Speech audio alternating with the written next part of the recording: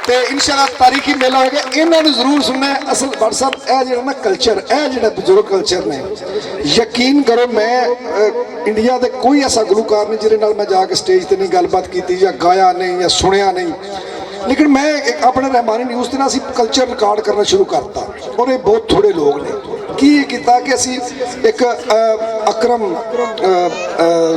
बांठा वाला रत्ती वाला साई जेड़ा ना उन्होंने असी बुला लिया। असा क्या तुम की सुनाना है? उन्हें कहा जी 5 एडियां मोटियां किताबां ने मिर्जा साहबा दियां ने, मैनूं ज़बानी सारियां आउंदियां ने। मैं हैरान हो गया। मैं कहा जी सुनाओ।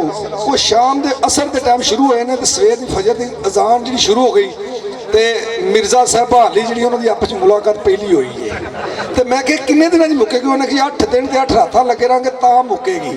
ये दास्तानों के हवाले नाल बहुत ज़्यादा काम कर रहे हैं ये लोग जोड़े गुजरात के खासकर गुलूकार ने। मैं इन्हों की अजमत नूं सलाम पेश करना कि ये वो गुलूकार ने जिन्ना असल साडे पंजाब का कल्चर गायकी दे विच संभालिया होया है। तो मैं ज़्यादा देर तो तंग नहीं करता। इंशाअल्लाह अगले साल कोशिश करांगे जे जिंदगी हुई तो इंशाअल्लाह ताला इस तरह का मेला करावांगे कि पंजाब की तारीख दे विच एक नाम बड़ा मेला होएगा, क्योंकि मुंतसर इकबाल साहब ते घुम्मन साहब का बड़ा नाम है।